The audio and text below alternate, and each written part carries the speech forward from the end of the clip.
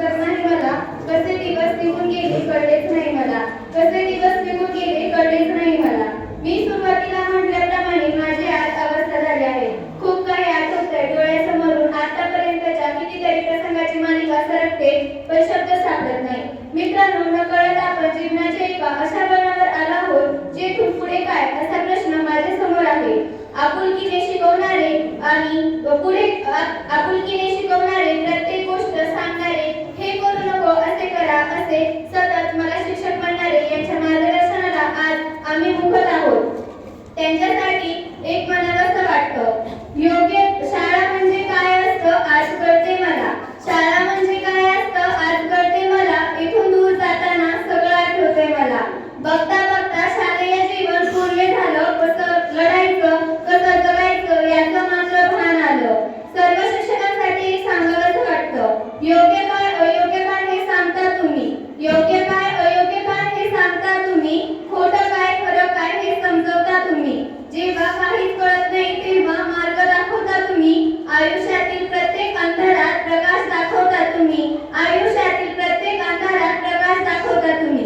खरंच असं म्हणतात ना, शिक्षक हे शिक्षकच असतात. त्यांची जागा कोणीच नाही घेऊ शकत. एखादा विद्यार्थी चुकत असेल तर त्याला समजावून सांगतात. त्यांनीच मला मार्गदर्शन केले. कसं लढायचं, कसं कोणालाही घाबरायचं नाही, संकटांना सामोरे जायचं हे शिकवलं.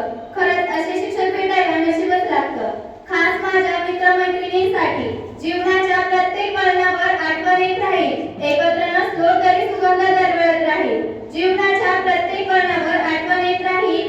एकत्र नसलो तरी सुगंध मैत्रीचा दरवळत राहील. कितीही दूर जरी गेलो तरी मैत्रीचे हे नाते आज आहे तसेच उद्या राहील.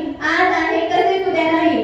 रक्ताची नाती जन्माने मिळतात, मिळालेली नाती मनाने जुळतात. पण नाती नसतानाही जे बंधन जुळतं त्या बंधनाला फ्रेंडशिप म्हणतात. त्या रेशमी बंधनाला फ्रेंडशिप म्हणतात. माझे मन जपणारी, माझ्या खोड्या काढणारी, वेळ प्रसंगी सर्वात आधी संकटात धावून येणारी, हक्काची व्यक्ती बनून माझे दुःख झेलणारी, संकटात सापडताच संकटाशी पेलणारी, हसणारी आणि हसवणारी, रडणारी आणि रडवणारी, समजून सांगणारी आणि समजून घेणारी, चेष्टा करणारी आणि खूप संतावणारी, अश्रू देणारी आणि अश्रू पुसणारी, मनातलं ओळखणारी आणि मन मोकळं करणारी, सावलीसारखी माझ्या सोबत असलेल्या माझ्या मैत्रिणी क्षितिजा, सिद्धी आणि प्रांजली यांच्याबद्दल जेवढं बोले तेवढं कमीच आहे. सिद्धी जरी माझी बहीण असली तरी तिने मला मैत्री आणि बहीण हे दोन्ही नात्याने जपलं. खरंच मैत्रीच्या रूपात बहीण भेटायला नशीबच लागतं. मैत्रीच्या रूपात बहीण भेटायला नशीबच लागतं. मी माझा थोडक्या शाळेचा अनुभव सांगते. आठवतो तो पहिला दिवस रडतच आले होते. आठवे हाही दिवस रडतच चालले. उदास उदास वाटतंय पुढील जीवन कसं असेल. काहून मनात दाटतंय उद्यापासून आता शाळा नाही, वेळ नाही, मित्रमैत्रिणीचा बुजबुजण्याचा हवा-हवाचा आवाज नाही. कळते आता मला, दुःख होतंय मला कसे दिवस निघून गेले.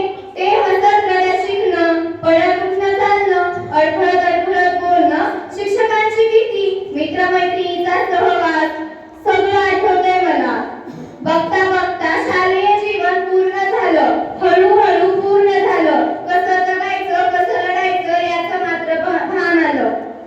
जाता जाता शिक्षकांसाठी एवढंच म्हणेल, जीवन की राह पर आगे बढ़ते जाएंगे, जीवन की राह पर आगे बढ़ते जाएंगे, कहीं भी हो हम पर आपको ना भूल पाएंगे, कहीं भी हो हम पर आपको ना भूल पाएंगे, याद आएंगे वो सारे पल जो आपके साथ बिताए, कहीं भी हो हम आपको ना भूल पाएंगे, कभी पढ़ाई के लिए तो कभी मस्ती के लिए डांट खाई है, कभी